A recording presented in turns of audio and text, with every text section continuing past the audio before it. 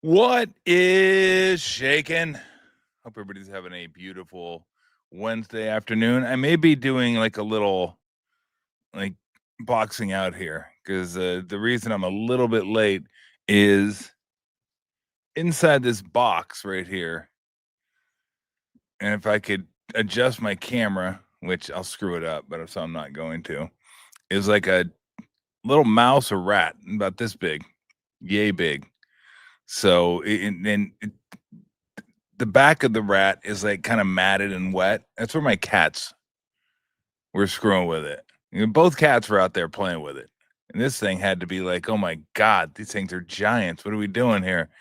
And I was like, no, I'm not going to have the kitties are like all about it. They're like, oh yeah.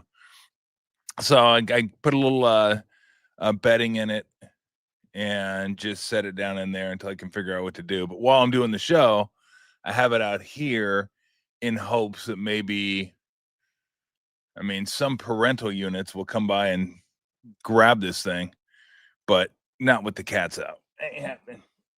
Cats are on the prowl right now. Cats are like, what is going on? Now, if it's the adult rats and the cats want to have at it, better matchup for them. This one just seems like, you're pistol whipping a preschooler. Like, I'm not about that. I can't witness that.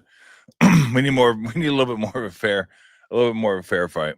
And for those of you that know me anyway, know that unless the animal's bothering me, I'm not gonna bother the animal. I'm cool with animals. They're good. As long as you're not bothering me or destroying. And I know what some of you, I'll jump ahead of some of you right now. That hey, if you let that thing get bigger, then it is gonna start destroying. That's what the cats are for.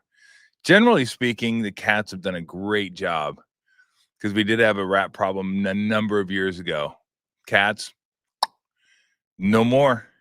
No more problems. The cats are like, nah, not on our watch. We'll get in there.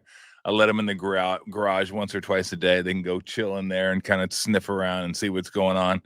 No rats. Outside, no rats. So I don't know what happened to this little fella. This little one got dropped off or mom lost it somehow, and Pippi's over there like just sniffing around. She's got the total predator stock going right now. I'm surprised she doesn't smell this thing, but she's like, yeah. I think she keeps looking up. What do you see, Pip? You see that thing? Let me give it a rest for a little bit. I know. Instincts are a bitch, aren't they? She's like, can't turn it off, won't turn it off. This is what I do. And she's got the strut going on. You know how, like, when you see the nature shows and the lion's got the strut going on and the shoulder blades kind of pop out the back. Head kind of lowers a little bit. And then there's Lou. And Lou has no such strut, no predator strut. Lou's just all about like party time. Like it's just, hey, what are we doing? I'll be as loud as I can, not stealthy, not sneaking up on anybody, not trying to surprise everybody. I'm just about the party. What are we doing? Where's the party? Let's go. And if there happen to be animals there that want to join in the party, cool. If she scares some away, whatever. She's not about sneaking up on anybody. So I'll be keeping an eye on this little guy and then trying to figure out what to do with it once we move on. I don't know if I'm going to be about the dropper in the milk, but who knows? You know, Lou's giving it a sniff right now, thinking, "What's up there? What do we got going on up there? None of your business." So anyway, before we get going today, we'll definitely take some comments today. If you guys want to chat about the Giants toast, Niners off to a great start. Kaminga, I guess the price has been raised, and they still haven't decided what they want to do. And we'll get into why. College football, just kind of my take on the early college football. What's up, Lou? But let's start with the trip, and then. So we go to New Orleans, and we've been doing this now for like, literally. Do you mind, or do you even care? All right, carry on. So we've been going to not New Orleans, but we've been going on football trips now for 4 years. And wherever the Niners play, early in the season, we like to go in September because there's baseball, there's college football, and the weather is good. So we've been to Chicago was the first trip. If you remember when they played the Bears and the Cubs, Giants were there for the Cubs, and we actually got to see them play in Milwaukee as well. So we knocked off 2 ballparks. So it was Giants, Cubs, and Niners, Bears, which was super cool. Then it was back east, Niners, Pittsburgh, and then we did a Jets game and a Eagles game, and then after that it was Niners, Minnesota. So we're 2-2, 2-2 on the trips as they take down the New Orleans Saints. So we get into New Orleans Wednesday. Wednesday was kind of a relaxed day, just kind of chill, go to the house, hang out, have some beers, watch some TV. Thursday was the World War II museum. And I think I told you yesterday, if you get to New Orleans and you have a chance, go to the World War II museum. Awesome stuff. Awesome. 3.5 hours. And it's like a movie that's 3.5 hours. It felt like an hour and a half. You're not looking at your watch going, man, another exhibit, oh my gosh. Like it had everything. And then they had little movie accompaniments that explained a lot of the stuff that was going on. It was one of the sets, the Pacific set, the portion of the war where we were fighting Japan was set up almost like a, Raiders of the Lost Ark or Indiana Jones ride at Disneyland. It had all the foliage and everything, and it kind of felt humid in there. They probably just let the air in from outside. And the way they had it set up, you kind of felt like, I won't say you felt like you were there. There weren't bullets whizzing over your head, but it gave that like, okay, this is kind of what it was like. And then they had movies on the wall. Did the same thing for the Battle of the Bulge, where it was snowy in the Ardennes, and it was a little cooler in there. And they had like 3 big video screens on the wall that kind of showed some old footage of that and explain the Battle of the Bulge, why it was important. For those that don't know, that was Germany's last offensive during World War II. Hitler said, fucking, let's roll the dice. Let's go. See what we got going on. Nope. See ya. And then after that, it was back to Germany and let's protect our turf as long as we can. Didn't last that long. And then that was the end. And that was the end of Hitler. But that was the best, and that was the last offensive, the last German offensive of World War II, and the bloodiest single battle in World War II. I think the Americans may have lost, upwards of like 9,000 dead and up to 70 to 85, 90,000 like injured or captured, lost. And you get lost up there. It's thick. I was up there. It's thick forest up there. I don't know who decided to fight up there, but apparently Hitler decided to fight up there because there was going to be cloud cover and it was thick and it was dense. And again, it was roll the dice time at that point. This dude was just all about the hubris. Like, we can't be beat. We're the master race. We're going to get this done. What happened? We're getting our asses kicked. Oh, shit. Oh, God. What? Oh, no. All right, let's go ahead and try this. Didn't work. Actually, his biggest mistake was double crossing Russia, because they actually had an accord. They had a pact, Russia and Germany, and then Hitler just couldn't stand communism. So, of course, Hitler being Hitler decided to flip on him and attack him, and that was the turning point. You can't fight all these fronts. What are you doing? East, west, north. You got this, you got that, you got, and then Russia started kicking your ass, and then it was all over at that point. So, but it was really, really cool. So I would highly recommend going to the World War II. I think they said it's like the largest one in America. I was like, it seemed weird, right? In New Orleans? Like, why would they have the largest World War II museum in New Orleans? And then some of the stuff they did build in New Orleans. I think they built the boats, like the boats that some of the soldiers took onto the shore of Normandy, that were just, boy, brutal, filled with bullets and blood and vomit, and you're just trying to get to shore. And then you get to shore, they open up the gate, and any of the seen Saving Private Ryan, like that was it. Like if you could get to the shore, you're kind of lucky, and then if you can make it to like a point where you could actually start fighting, kind of lucky, because some dudes were just getting blown to bits before they ever got to shore. As soon as they opened the gate, see ya, it just, oh my gosh.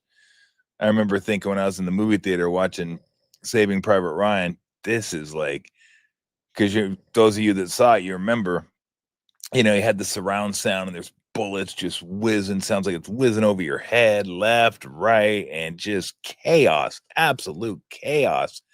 And then they made it through, and obviously we know the rest. So that was Thursday, and then Friday we went to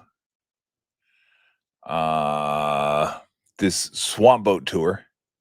Got to see some gators. Probably saw about 15 gators. Go Gators. Biggest one, largest one was about 8 feet.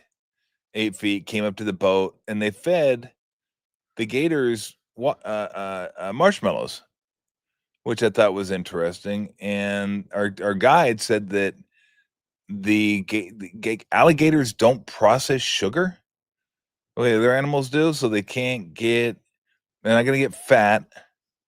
They're going to be diabetic. They can eat as many marshmallows as they want to, and they love them, man. You throw food in the water, like your lagoons around here, right? And ducks come and just flock, and like you throw some like corn flakes or seeds or whatever to the ducks, and the ducks are all about it, man. Ducks are like whoosh. That's what gators are, man. You throw the water, or you throw the I keep saying watermelon. You throw marshmallows into the water, those gators are coming. Like they are whoosh, you're coming. So we saw quite a few gators. That boat was loud as hell. Loud as hell. It was like yikes. What's that say? No, Mark J. Spears said I need to stop by. Oh yeah, you got to come by. I was gonna call Mark. To find out the good eats, but it's New Orleans. You kind of forget about things in New Orleans. But yes, Mr. Spears, you are cordially invited to come on by and talk some hoops. Since you live about a half a mile away, it's ridiculous that you haven't been here. I'll come meet you down there. We'll walk back. We'll walk back together. Maybe it'd be romantic. We'll walk back here together and hang out. So yes, that'd be awesome. Mark wanted to come on over and hang out a little bit in the backyard. So we did that on Friday, and then Friday went to Bourbon Street. Didn't stay long. I heard Friday night was kind of wild, but I've been to Bourbon Street before. You walk up, you walk down. There's a pizza place. It's a bar. It's hurricanes. It's skin. Then more skin. Then more hurricanes. Then more slices of pizza. And then some novelty shops thrown in there. And that's pretty much it. Like, that's it. From front to back, back to front, that's about what you get on Bourbon Street. Those 4 things. And then a bunch of people, some dudes playing some hubcaps or some buckets. Yeah, I'm not disparaging them. You got to earn a living somehow, but doesn't everybody play buckets now? I see dudes playing buckets all over the place. It's like not something I'm like, whoa, look at that. It's a bucket. They got sticks and they're playing. Like, bro, I could see that in Alameda probably. That's not so, that didn't sway me. Like, I'm not just going to give you a $5. You got to do something that, like, hey, okay, that's impressive. I'll give you, yeah, there you go. So we did that Friday night. Saturday was LSU. Watched college football in the morning, and then LSU, Florida at night. And DJ Lagway stinks. LSU's impressive. The stadium. Defense was impressive. Offense not good. Nussmeier not doing much for his Heisman candidacy in that game. And then Brian Kelly erupted post-game when somebody asked him about the lack of a running game. And he said, do you see the last play? Just see that last run, 62? Like, shut up. What do you mean? Why don't you go home to your family and tell them? Nobody wants to hear that. It was like a 3rd and 1 at the end of the game. LSU had already won. Florida could stop them and get the ball back, try to make it look cosmetically better. So everyone was at the line of scrimmage, busted through and had a 60-yard run, and that was it. That was it. Let me see. I'm going to tell you right now what they ran for, because I can't believe, and it was like a legitimate question. Like, you're struggling on 3rd down. The offense hasn't been clicking, because the offense was supposed to be the thing at LSU, right? Nussmeier, Heisman candidate, maybe the best quarterback in the draft this year, best quarterback in college football. And, he's been okay, but not great. So LSU ran for 96 yards. They had 10 first downs. 10. That's not 4 for 14 on 3rd down. So Durham is the running back. Caden Durham was 15 for 93, long of 51. So it was 14 for 42, a robust 3 yards a carry. Not much. So to say, what about that last run though, huh? Yeah. That was pretty special, wasn't it? But no, it wasn't. Not when everybody's like selling out, jam up the line of scrimmage and just see if we can get a stop here. And then if you miss them, you're screwed. Well, they missed them, they were screwed, but they didn't care. Whatever. Game was over at that point. But Florida, you might be able to tell I had Florida, and I got a great number. I had plus 8.5. All I needed was a field goal at the end. They're down 10. You need 2 scores. And then those last 2 lagway throws. This guy was like a 5-star. It tells you what those stars mean coming out of high school. Not much. Those last 2 throws in the end zone, 3 LSU guys to 1 Florida guy, not good because you're the quarterback wearing the Florida colors. Pick. And then the last one he threw, holy smokes. Across his body balloon, picked. The only question was which LSU player was going to pick him off. So, hey, Pippy. No. Oh, God dang it. Hold on a second. All right. So I'll just hold it like this. How about this? Like there's a little animal in here.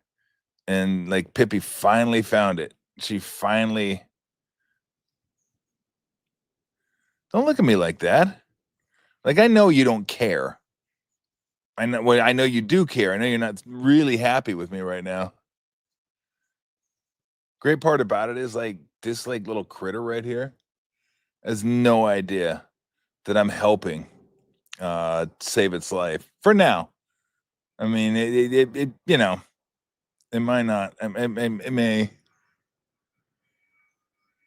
Yeah, I can't twist this enough to give you guys a shot of it. Let me just put it back over there. Hold on a second.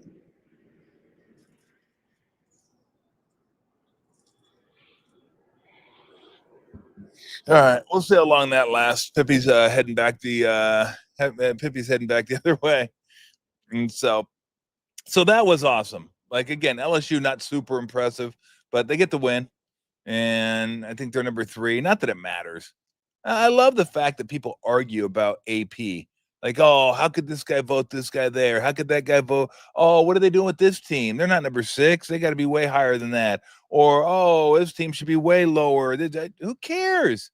Like, who cares about the AP this early in the season? And who cares about the AP anyway? Look, John Wilner votes for the AP, and I think he does a good job. And I love John. And I need to get John on, too. I was supposed to get him on before the college football season, but, things happen. But doesn't matter. Like, it doesn't matter at all. It's just all about perception, all about marketing. So the ESPN and Fox, networks can say, oh, number 3 versus number 6, number 1 versus number 8, number 9 versus number 10, who cares? It doesn't matter. And so I care less where these teams are ranked. But for context, LSU is like a top five team. I didn't think they looked that good.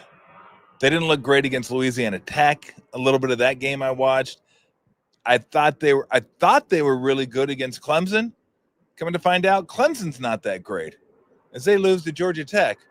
And Georgia Tech may be a team that gets to the playoffs. I think they're going to be favored in every game from here on out, except for maybe the ACC championship game if they get it that far. But they're pretty good. I got to give it. Georgia Tech's pretty good. I like them. So, the things that jump out to me, and I'll do this real quick because I know we want to get to Niner stuff, Kaminga stuff, Giant stuff.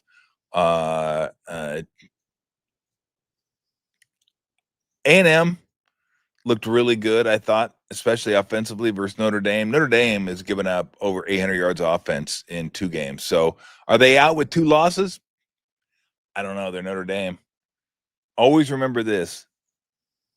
College football playoffs are a television show, and they're going to try to get the most high-profile teams they can, which was, quite honestly, a shock why they didn't get Bama in last year. I thought for sure they would get Bama in. So I think you can get away with 2 losses. I'm not sure who they play the rest of the year. They probably got their Army-Navy games. The SC game will be one for them. But your 2 high-visibility games, and SC will be a high-visibility game too, you lose. One at home, one on the road. And I think Miami might be pretty good. I think Miami might be pretty good. So we got Miami, Florida this week. I don't know how Florida is only a 7.5-point underdog. That's one of those games you can't figure out, so you don't take it because it's like, why wouldn't I take Miami? Florida just doesn't. Florida's not. I'm not with Florida. So, like, Georgia's really good. I think Tennessee's good. I think UCLA overspent on a quarterback. They should have just kept Aguilar. Deshaun Foster gets fired. Like, here's the rule: if you pay over $1 million for a school to come to your place and they kick your ass, you got to go. You can't pay New Mexico 1.2 and then they roll you. They just came in there and the Lobos steamrolled you. It wasn't even close. I mean, have some pride, UCLA. Have some pride. I mean, you remember the Big Ten, yeah? And you're UCLA. I mean, you should have a little bit of pride. And then New Mexico just thumps you over and over and over again. The final on that thing, like 34-10, 34-30, something like that. So that was embarrassing. USC looks pretty good. Oregon's dominant again. Although next week we're going to find out a lot. Next week we got Oregon, Penn State, Bama, Georgia. That's big time. We're going to find out whether Georgia can get that running game cranked up. Defense wasn't great, but I thought Tennessee's offense looked really, really good. But that was a big-time win. Big-time win by Georgia. Big-time drive by Gunnar Stockton at the end. The touchdown throw was awesome. And then the 2-point conversion they got helped them to a field goal in overtime, score a touchdown, game over. Thanks for coming. So that was pretty. I mean, that was legit. So I mean, like, Georgia's Georgia. Georgia's really good. Vandy might be good this year. Go figure. Vandy might be good this year. They went to South Carolina and whooped that Gamecock ass, and they just destroyed them. It was like 30-7, something like that. It wasn't even close. So I'm not going to say Vandy's going to make it to the playoffs. They still got to go through the gauntlet that is the SEC. And who would have thought? Big game of the week, Indiana, Illinois, just like it always is, right? Just like it always is.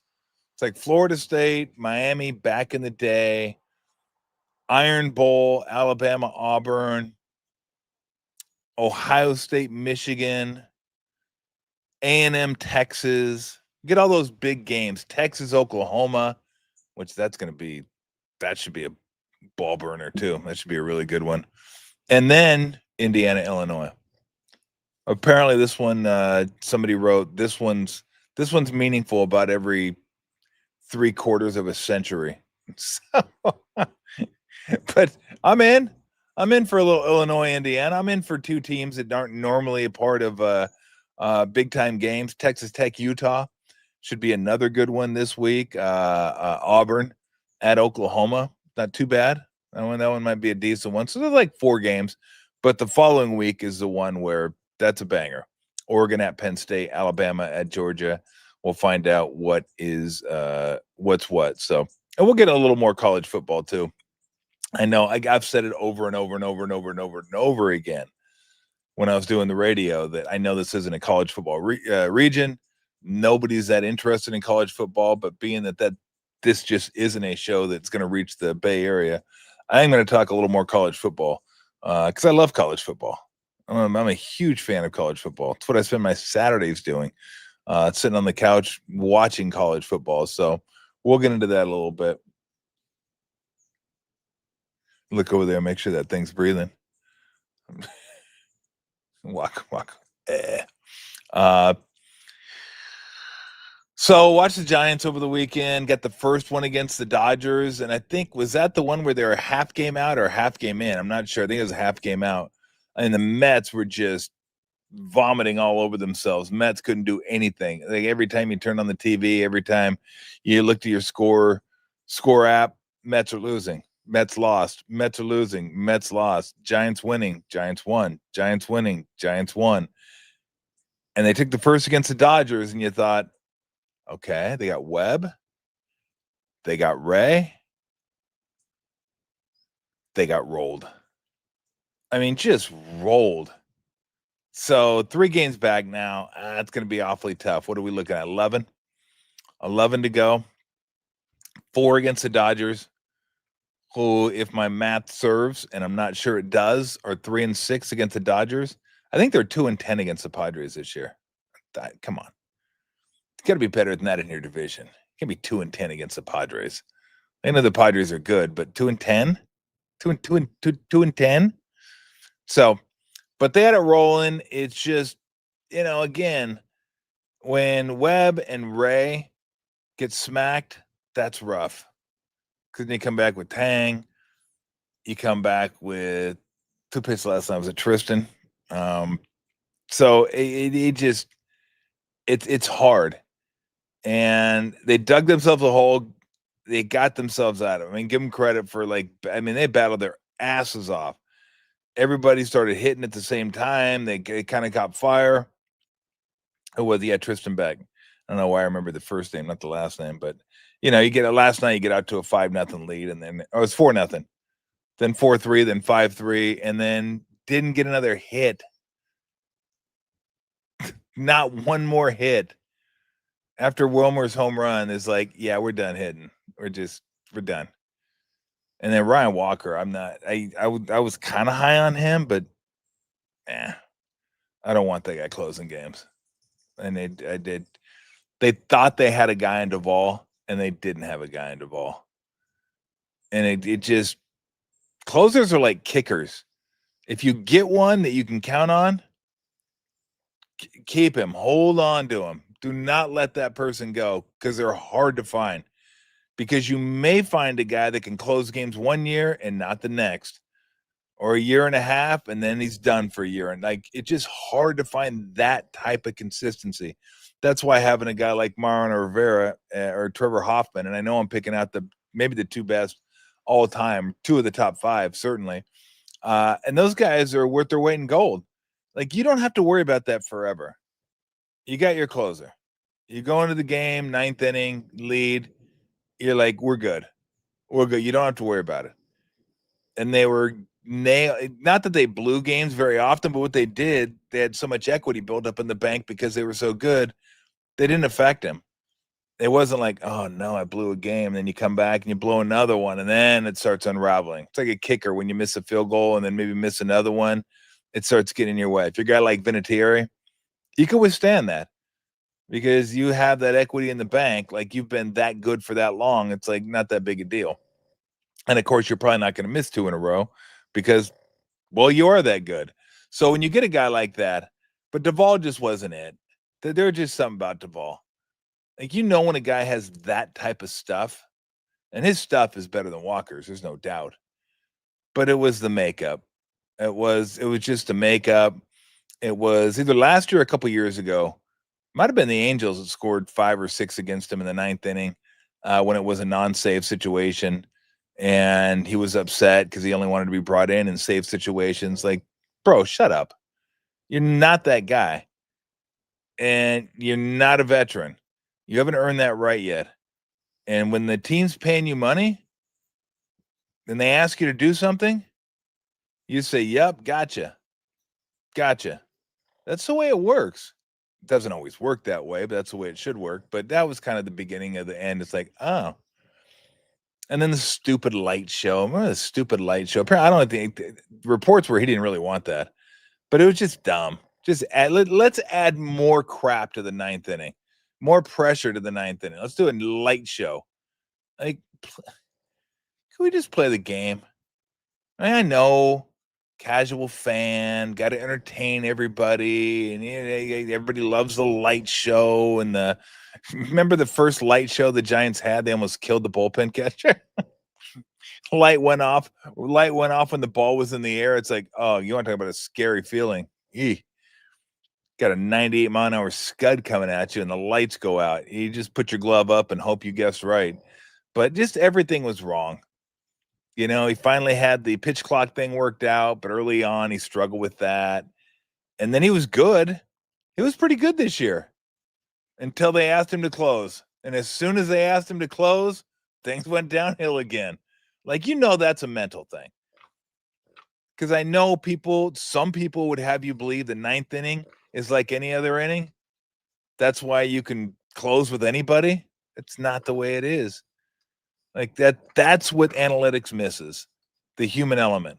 That's the human element. Knowing that the 9th inning, there is no safety net anymore. 8th inning safety net, 7th inning they're getting safety net. And guess what? In the 6th inning, the safety net's really big. Really big. And then the 7th inning, safety net still pretty big, but shrinks. 8th inning, oh, we're getting smaller, but you still have a safety net there. 9th inning, safety net's gone. So of course it's different. It's always been different. You can't just robot your way through this. Like, these guys aren't robots. They're humans. If they're robots, yes, you can pitch whoever you wanted to and anything you wanted to. It wouldn't be that big a deal. Be super easy. And if the game were played by robots, then your analytics make perfect sense. It's like, great. We don't have to worry about going off script here because they're not human, right? But they are. So you can't factor in the human element, and the human element does contain things like nerves, anxiety, stuff like that. So, you know, when he struggled in the 9th inning, I was like, okay, that's just. And I haven't even kept track of him. I know he's scuffling a little bit with the Yankees early on. I'm not sure how he's done with the Yankees since he's been there, to be quite honest. I haven't really followed their bullpen. But I know early on he did have some issues. But so you have Walker. Well, you lost Rogers too when you traded into the Mets. But Walker's like, he's okay. Like 7th inning, 8th inning maybe. I don't want him closing games. I don't want him closing games. So you almost feel like if you're the Giants, we're back to square one. Like, look what Kenley Jansen's doing for the Angels this year. I mean, I don't even know why the Angels got this guy. You got a great closer, probably maybe a Hall of Fame closer, but you don't have enough games that he can close. When they get him in there, he's been absolute nails, but you know, you don't win enough games. But he's been really good. Like, Giants could use a guy like that. Like, a lot of teams could use a guy like that. Or you could get 2 guys. The Padres have 2 guys that can close games.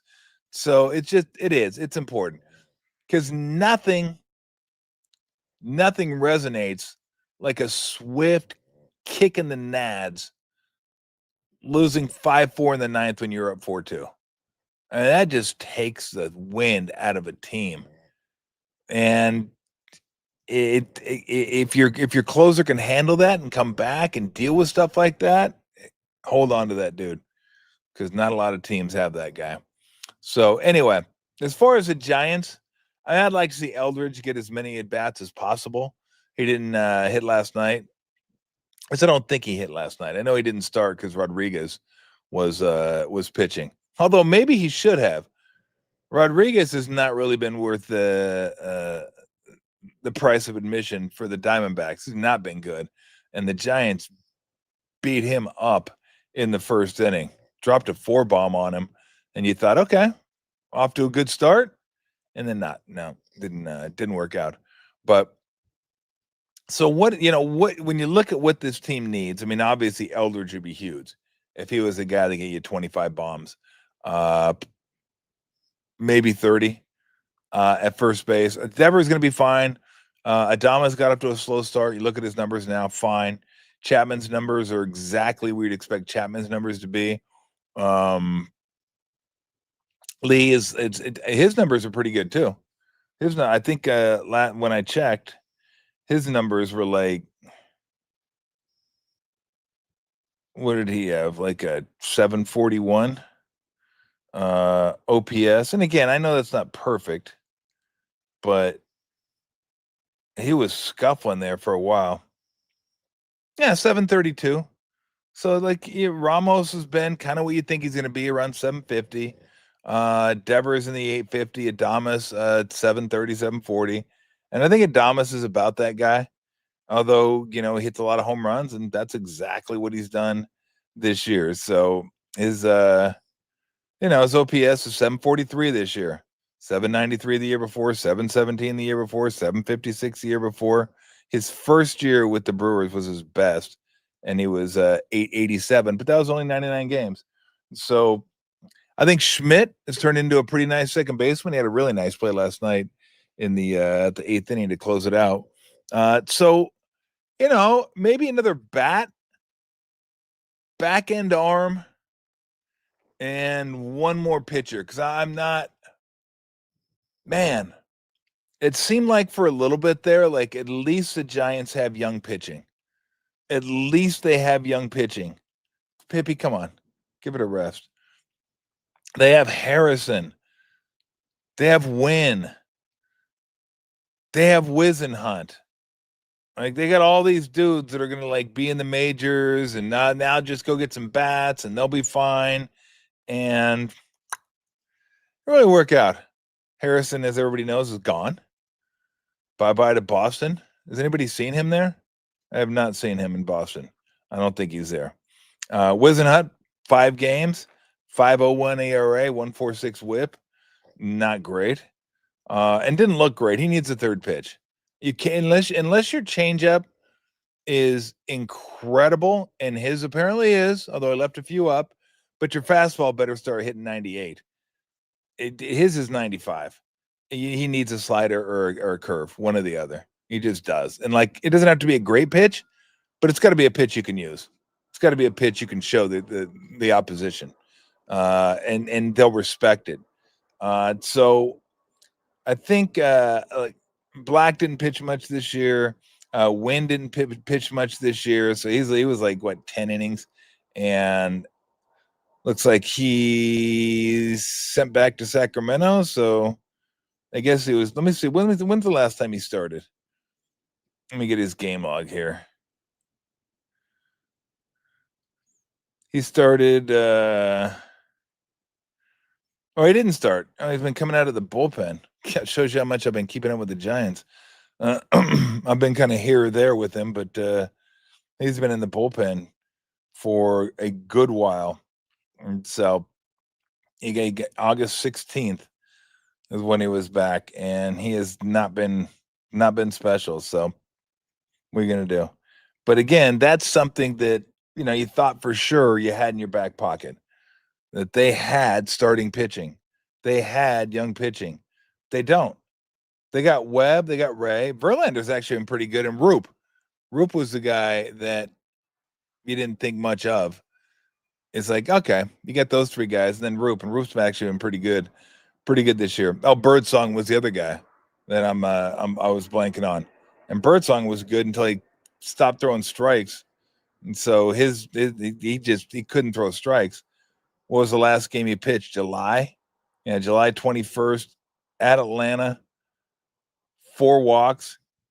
My man in 4 starts had 17 walks. 17 walks in 13 innings, and they say send him down. But, that's your future. Don't forget the pitching is the future. And it hasn't been. So, another back end bullpen, and pray to God that your young staff starts to round into form. That's what you need. That's what you need. The Dodgers could have been had this year. Dodgers have been good, but Dodgers have not been special.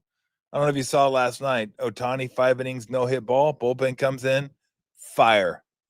And not like fire as in good fire. I'm talking like fire as in we burn the house down fire. Damn.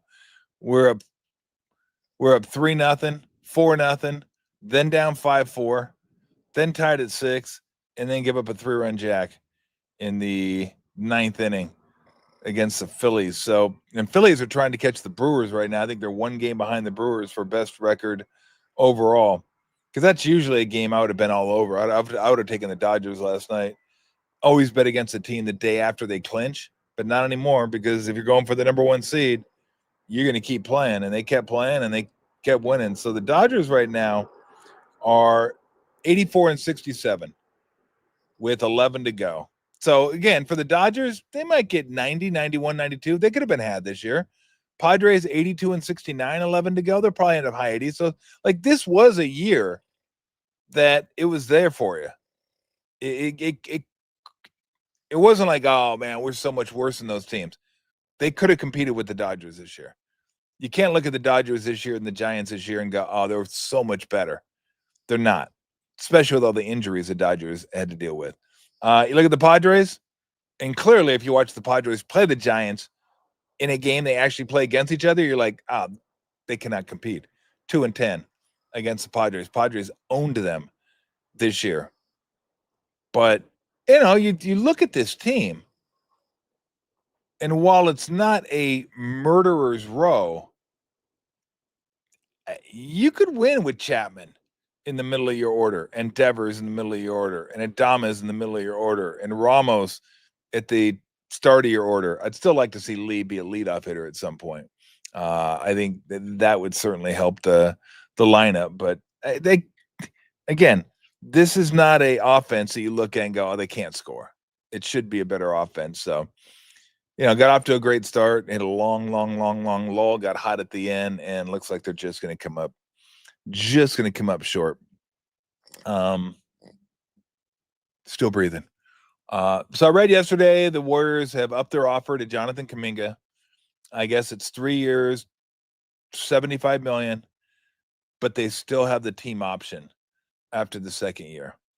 Or it's 3 years, $18 million a year, so 3 years, $54, fully guaranteed. So here's what the Warriors want. They want the ability to trade him, not give him the ability to have the option.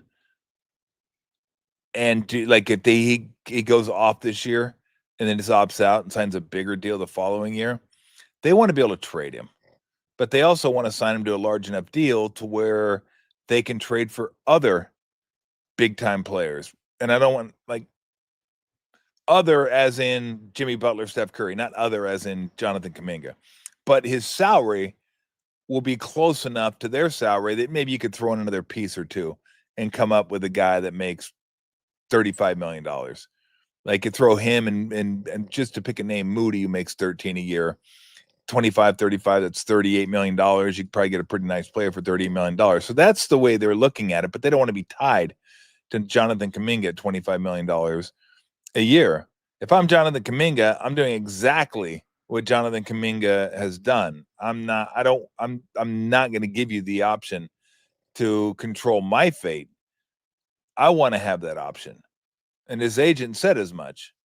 If they turn the team option into a player option, we would have signed already. We get this thing done. Get it done. So it's coming up. I got to look at the exact date. I think it's like early October when he has to make a decision, whether he has to take the qualifying offer or, I mean, think about this. The Warriors have signed nobody. Like, nobody. Nobody's on the team. Yeah, the guys on the team last year and the guys that left, they're just like, I guess, just let me know. Al Horford, let me know. Give me a call. Let me know what's going on. Melton, yeah, just let me know. Just call me. Let me know what's going on. I hope the one that I kind of feel like, I hope Gary Payton second gets taken care of. Because I don't know. I mean, if they go up to 25 on Kaminga, I don't know how much room they're going to have. Will they have room for all three of those guys? I don't know. And I usually don't follow the salary cap stuff. I'm not the best when it comes to like salary cap guru type crap. It just bores me. It's too much stuff. NBA, too much dumb stuff that you're trying to figure out. So, yeah. So that's where the latest on Kaminga. It's kind of been what it's been all summer long, right? Rocket New Era said October 1st. Could be. He said October 1st, right? I don't know. I don't know. Sounds good. Yeah, let's go with that. Let's go with October 1st. If I cared, I guess. He also asked, is there an animal that I won't touch? Snake, spider, tarantula, bugs? Probably not. I'm not afraid of animals. I'm okay with animals. Again, if the animal's not going to harm me, I'm not going to harm the animal. I'm good with animals. But I'm also like not the guy that like is going to, protest against hunting as well. Like if you're a hunter and you got a permit, then do your thing. I don't know that I would do it. Probably not. But you want to do it? We're good. October 1st. Okay, that is correct. It's amazing because what we always do, I mean, obviously we have Google. So what me and my buddy always do, my buddy Steve, whenever we ask a question, one of us will look at the other and we'll like a question we don't know. One of us will look at the other and we'll say, if only there was a way to find these things out. God, that'd be so great, wouldn't it? Google has everything. All you need. You don't need to wonder anymore. You're not, God, I really wonder what the Google. Boom, you're good.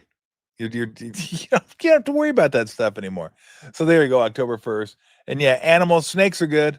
I don't know that I'd own a snake. There was a neighbor when I was younger in Lakewood, owned a couple pythons right across the street. And he would feed them live chickens. And that was a little hairy.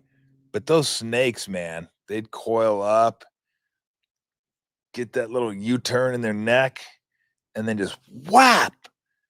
And oh my gosh, just grab that chicken feathers flying everywhere. And all of a sudden, wrap that thing up and toast. Went over there one time, held the chicken out, snake.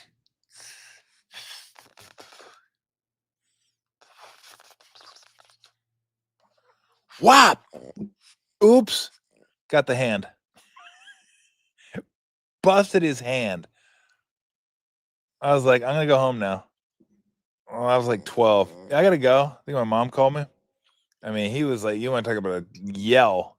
I don't know if it was a scream per se, but he let out a yell because that snake was on that hand. Chicken was super pumped for the time being. I think chicken was flying around, running in the garage, wherever they get garage. And then that snake was latched onto his hand. Now, the snake didn't know that was its hand. It just knew that it landed on something. And you want to talk about tough? It is not easy getting a snake off your hand or anywhere else for that matter, I assume. That snake locks in, rough. I think he had to call his brother, or I forgot how he got it on, because you can't pry it open because your hand's in its mouth. So you're like, So yeah, that was kind of gnarly. But yeah, I'm okay with snakes. I don't necessarily want to own a snake. Like I like pets that you feel like the love you give them is reciprocated. Sometimes more than you want. Gotta be honest. Like I like it, but sometimes you don't mind if they. Bro, what is up with you? I know. No, come on. Let me finish. No, we're not done. We're not done. Still got some NFL to talk about. Yeah, I know. You want to just chill, okay? Just give me like another 20 minutes or so. Okay? No, come on. Give me a break. Give me a break. Look at the cats. Cats are giving me. No, stop.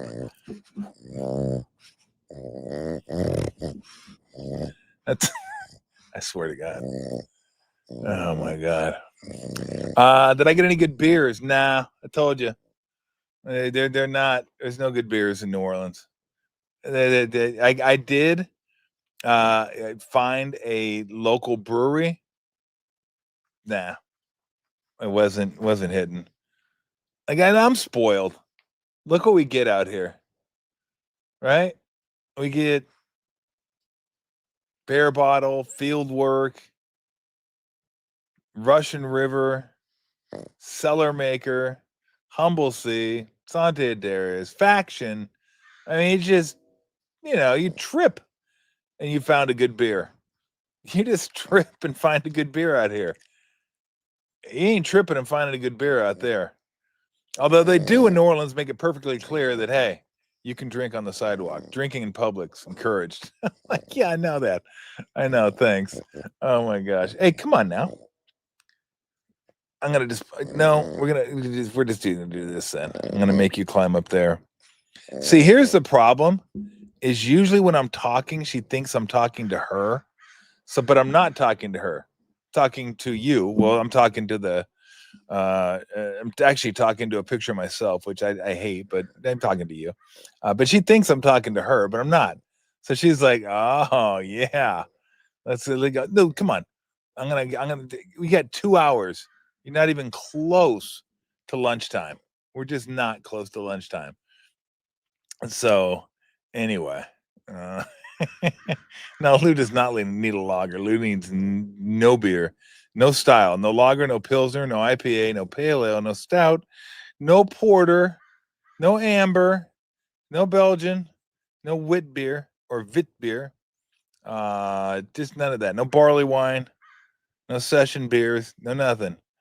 And so yeah, if you're going to New Orleans, don't the beer. Yeah, go get the just get the Hurricanes call it. They're the hand grenades, and do that. And so, yeah, lay down.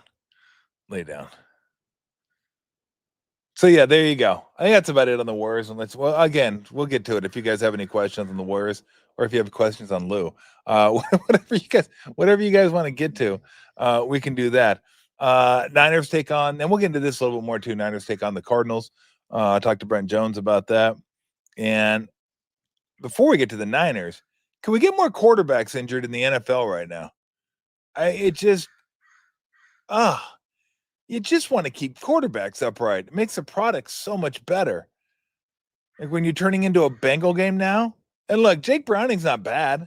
He actually had some decent gains for the Bengals and won them a lot of games a couple years ago at the end of the season. I think he started the last 9, may have won 7. Like he played pretty well. But it's not Joe Burrow. So he's out. That's the big one.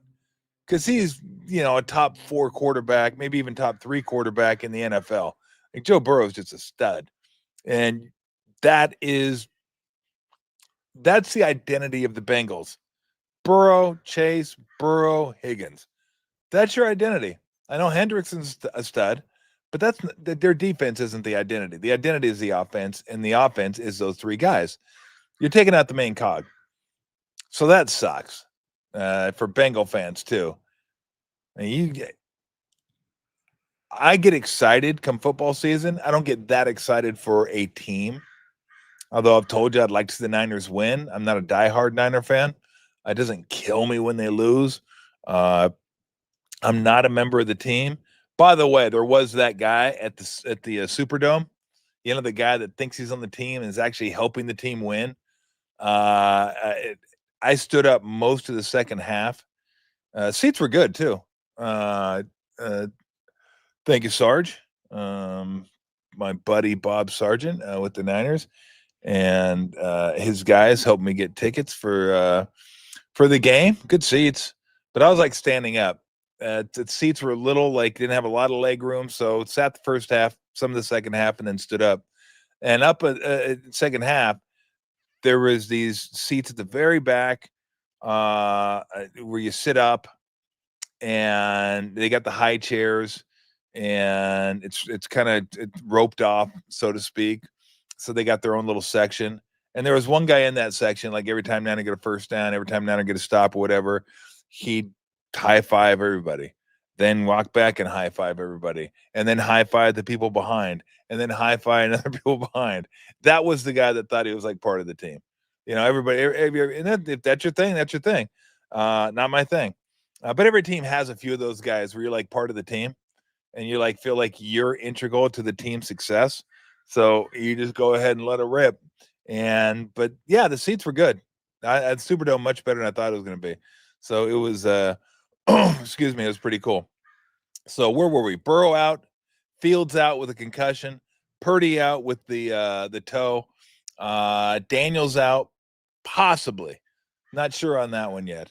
Said he had a sprained knee. They're still kind of looking into whether he's going to play or not. I don't think they've said or not. They may not say until game time. Who else is out? Maybe Ogden will put him up on the screen for me, but I could probably go to the NFL standings and figure out who's playing, who's not. Oh, I do have to get to this. Did you see Tua yesterday? Speaking of quarterbacks, did you see Tua? What Tua said about Josh Allen? I'm going to paraphrase here, but it's Tua being asked about Josh Allen. What do you think about Josh Allen? And of course, he talks about his arm. He talks about his ability to run, how dominant Josh Allen is. And then he said, like, I can't do half the things he does. And I thought, he's right. He's self-aware. I don't want him to say it. I want my athletes to have irrational confidence. I want them to be Draymond Green. I want them to think they're the best guy on the court, period. And Draymond does a lot of times. And Draymond, not defensively, because he is great defensively. That is an irrational confidence. That's just, I'm a bad MFer. And he is. But offensively, some of the stuff he used to do, he doesn't do it as much anymore. It's like, bro, what do you do? Oh. Then he yells at the bench, you can't leave me open. It's like, well, yeah, we can. But there were a couple years they couldn't. He was pretty good from deep a few years, but he had irrational confidence. Like he believed in himself a lot more than people did, especially early on. They didn't believe him, and he believed in himself. And look where he is now. Going to be a Hall of Famer in my estimation. So you have to have that irrational confidence. And if I'm Tua, yeah, I mean, of course, we all get it. You're not in the same class as Josh Allen. It's not even close. And yeah, you can't do half of the things he does. I just don't want to hear you say it. You don't even need to address it. You could have just said, like, he's incredible. Josh Allen's incredible. The things he can do with his feet, the things he can do with his arm. I mean, he's one of one. Leave it at that.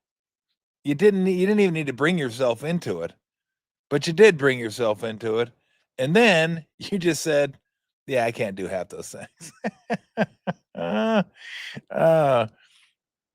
You know who I should have nicknamed? You know Lou, you know who you should be? You should be Ed Hockley. You have about it. You love the camera as much as Ed Hockley loved the camera. For those of you who don't know, he was the official that everybody used to call guns. The NFL, massive guns, like just huge guns. We always used to say he loved to call holding calls because he could squeeze his bicep. Holding, offense, and then he'd like keep it flexed. And then wear the tight sleeves and everything. Yeah, I should have called you Hockley. That's actually a pretty good name for a dog, Hockley.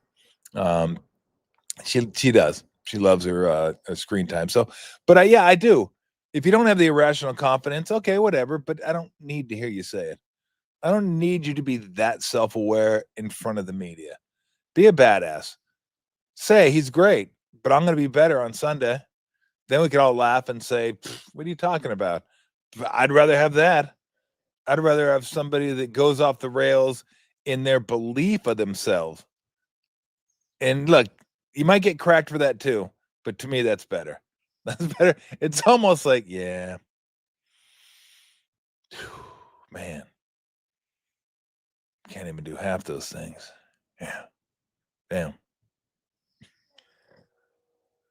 It's like, what? You got a game Thursday?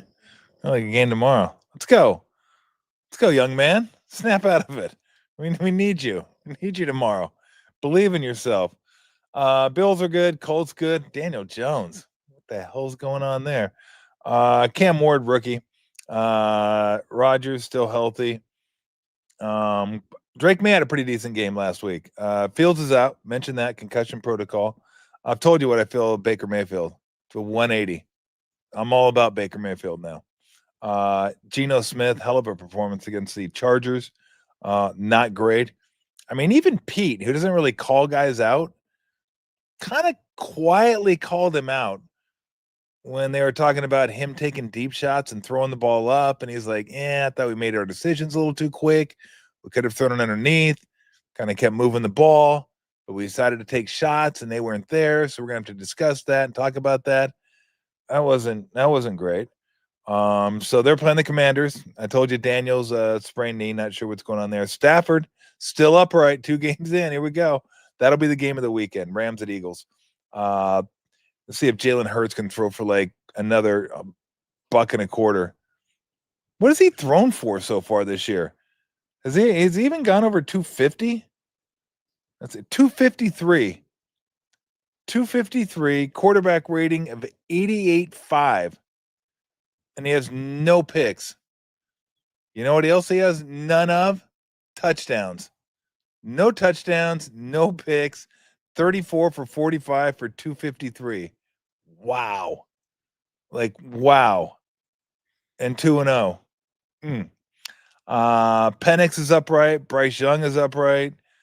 Burrow, we just mentioned, going to be out 3 months. Brutal. JJ McCarthy, the other one that's out. He'll be out 2 to 4 weeks. I think that was an ankle. CJ Stroud in. Remember when everybody thought CJ Stroud was like, oh, this guy's it. This guy's it. This is why I say give it a couple years with quarterbacks. For those of you that remember listening to me, I was talking about Brock Purdy. Like, give him another year. Give him another 8 games. Give him another 6 games. Let's go. Let's see Brock Purdy continue to do it. Don't ever fall into the trap of watching a guy play for a year, half a year, and go, oh, he's it. Like, I'm not even sure Jaden Daniels is it yet. Not even sure. Jaden Daniels might be it, but I'm not sure. And yes, John, you're right. Sean Hockley is. I think Sean Hockley was officiating for the Big 12 a number of years ago. I think he's in the NFL now. Denver, Chargers, both those guys are good. Are not good, but they're healthy. Nix is healthy. Herbert's healthy. Love is healthy. Flacco healthy. Texans was playing Jaguars. Trevor Lawrence is healthy. Remember, everybody thought he was good too. Remember, everybody thought the first year, at least the number 1 draft pick was really good in this draft. That might be an 0 for 5 draft. An 0 for 5 draft. Remember early on, people thought Wentz. Oh, Wentzzy poo. Oh, look at this. Wentz is incredible. RG3, look at that. Oh, yeah, RG3, we're good. Oh, Marcus Mariota. Jameis Winston. Now, you go on and on about quarterbacks that everybody thought was good early on or good after their first year. And no. Shut up, Ogden. Trevor Lawrence is like average. He's missed a ton. I'm not saying Brian Thomas Jr. is helping him out, and a little effort by BT Jr. might be appreciated, but I've watched some of their games. He's been off on a lot of throws. Great hair though. No doubt about it.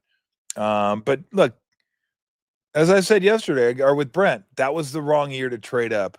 to get a quarterback. You are going to go wrong either way. Maybe Lawrence could have hit. Maybe he still will. The rest of them toast. Wilson toast, Lance toast, Jones. We'll see. Fields. Yeah, I guess we'll still see, but so far no good. Knicks healthy. Herbert healthy. Rattler healthy, but who knows for how long he'll be playing. Darnold good to go. Kyler, Purdy out. Jones in. Prescott still standing.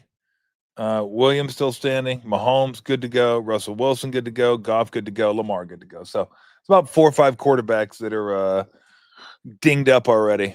And so, before we get to comments and all that, and I've taken a lot, but we can do more too. And not really anything new going on in the Kawhi situation.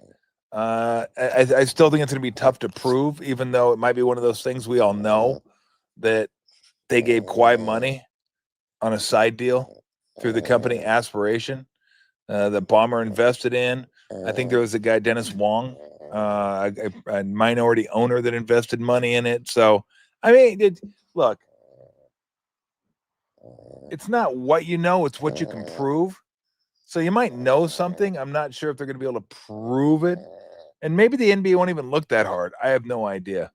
Just Kawhi is a weird dude. He's just a weird dude. Well, why can't you do something? Why can't you show up for an event or just sit there? You don't even have to do a lot. Just do a little. If you just do a little, then they have nothing here. But it was a no-show. You didn't show up, and they funneled money. I look up, of course, my son. Trevor Lawrence, this is like his line. Trevor Lawrence is not a leader of men. I'm not sure why that's always a line. Thank you, Wes. Are you on lunch break? Grief, get to work. Oh yeah. Hey, Wes, while you're listening, there's a little baby rat or mouse here. You need to take care of when you get home. Camila's gonna love it. Oh, you got a new pet. The bunny is gonna be pumped. Bunny is gonna have a roomie. Bunny and baby rat. There's no way this baby rat's surviving. I mean, I'd like to see it survive, but it ain't happening. Or maybe I don't know where to put it. Where's the mom? So, you want my thoughts on the rivalry jerseys? Here's my thoughts. Why do they have to? Why are they called rivalry? Why NBA does this? Statement jerseys, rivalry jerseys, constipation jerseys, insinuation jerseys. Can't you just come home and away? No, you can't, because there's 4 of them now, and every year I get it. Look, you got to sell merchandise, you got to move merch, and so let me pop this in here so I can get a closer look at it, because I'm not a huge jersey guy, but I want to look at it. Is it the black one with the red, or is it different? 25, 26. Let's see. Let's see if we can get a picture image. Let's see. Image. Do we have, can you pop it up, Ogden? Is this it? Is it the black one with the red? I mean, I hate black jerseys to begin with. So let me put it up there for you. Is that it? For those of you that are looking, is that the rivalry jersey?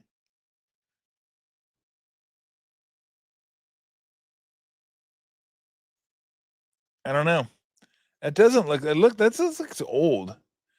It says 2025 rivalry collection limited jersey. Okay, yeah, he said. Yeah, that's the one. No, I think it's kind of garbage. I don't like black jerseys. I'm tired of black jerseys. Everybody has a black jersey. How about this? How about you're the Niners? You're red, gold, and white. Make a jersey out of that. Use your colors. I'd even go gold jersey. That might be sick.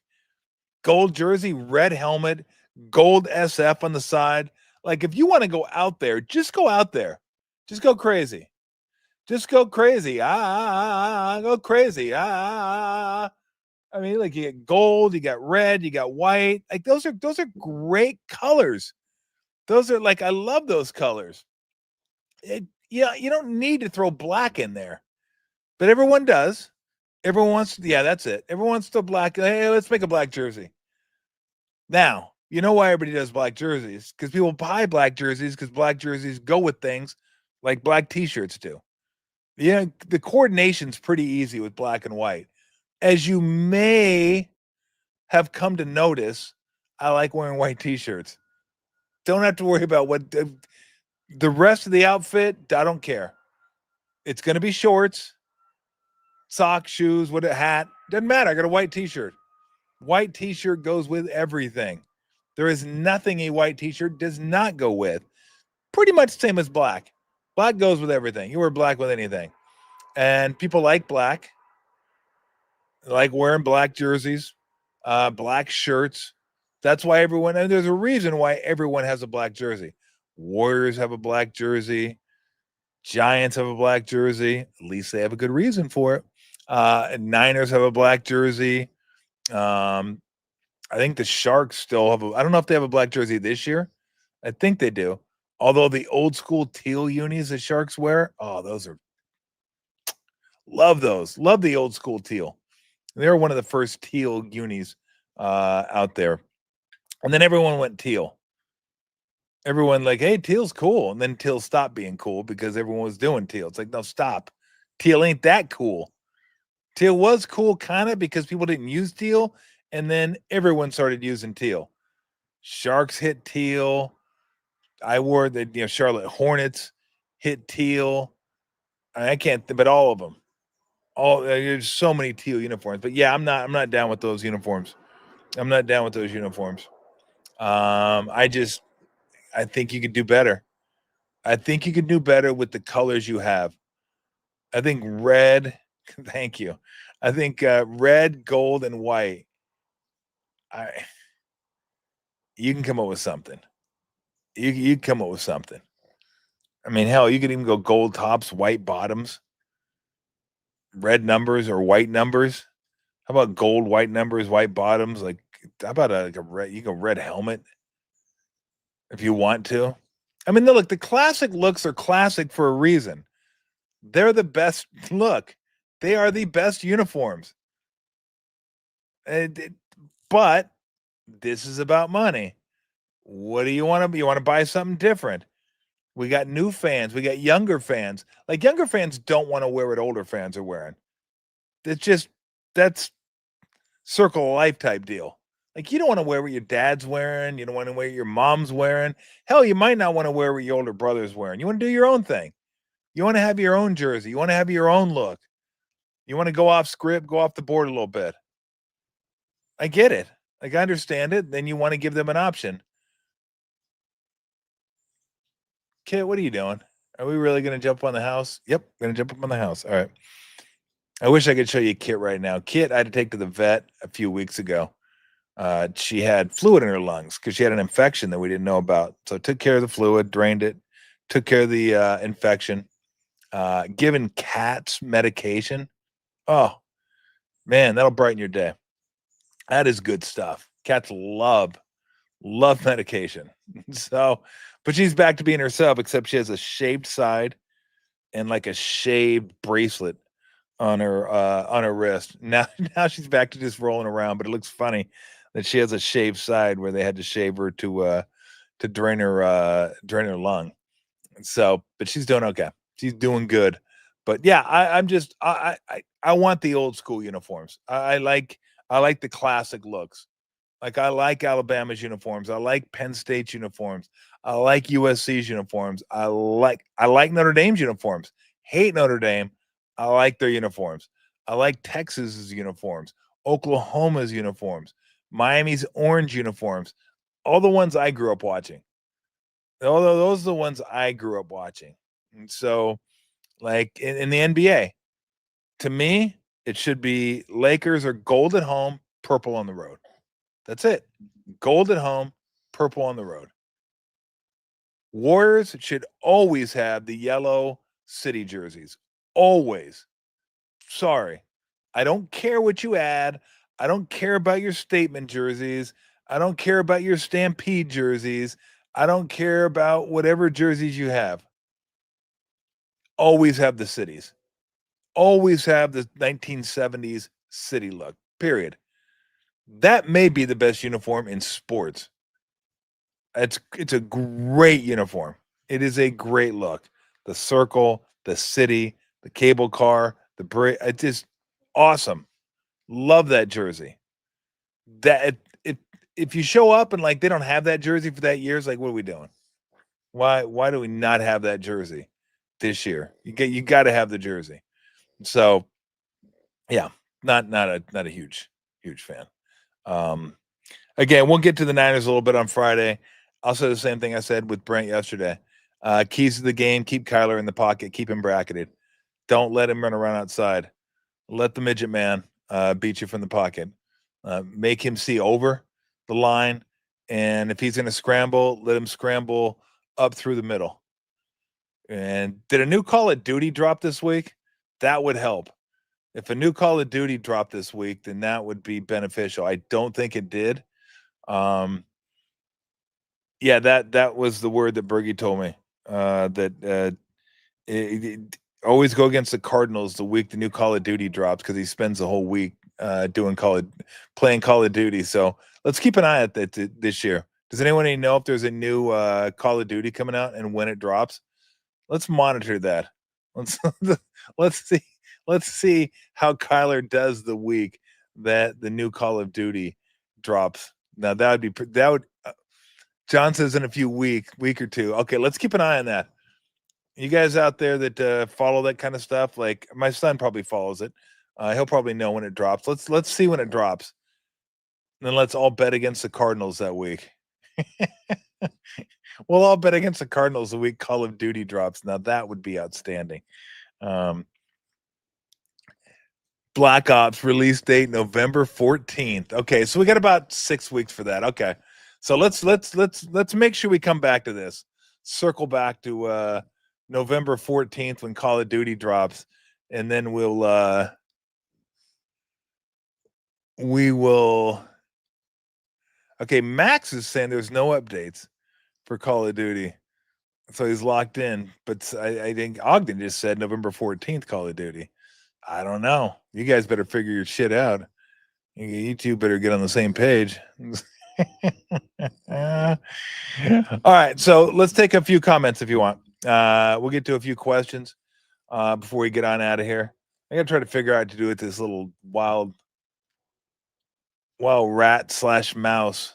I'm gonna take it to the pet store and figure out what I can do. So anyway, get a little dropper. Get a little dropper and feed it. Yes, I did run an attack. I was moving, so I didn't really stop to say hi, and I just so my apologies. But yes, we boarded our Southwest flight back to the Bay. Awful flight for me. I could not get comfortable on that flight. Going was fine, and we even stopped. We stopped in Denver, picked up my buddy and my brother, and then we all four went together. So a lot of Niner fans on the flight, but man, I just could not get comfortable on this flight. Left ass cheek was falling asleep. My leg was falling asleep. Foot was tingling the whole flight. I couldn't log on to the internet, so I couldn't scroll. Usually I like to go on to The Athletic and just read stories or catch up on what's going on around the world of sports. And The Athletic's a pretty good place to do that. And I just couldn't. And I brought a book, and I wasn't totally into it. So anyway, yeah, what are you going to do? So, and yes, although Southwest although the plane was nice, but I don't know. Southwest like every other airline now, right? Changing with the bags and changing with the assigned seating and all that kind of stuff. So I don't know. What are you going to do? All right. Any other questions before we get on out of here? We'll be back on Friday with Dennis, and I'll see if Bob wants to join us on Friday. Maybe go over 3 or 4 college football games.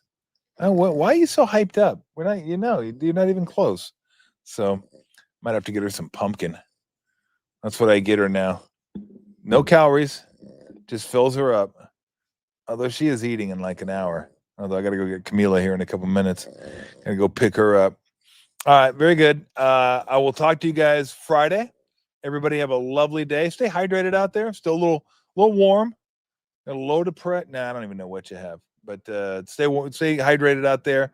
And I will see you guys again, or talk to you again on Friday. See you guys.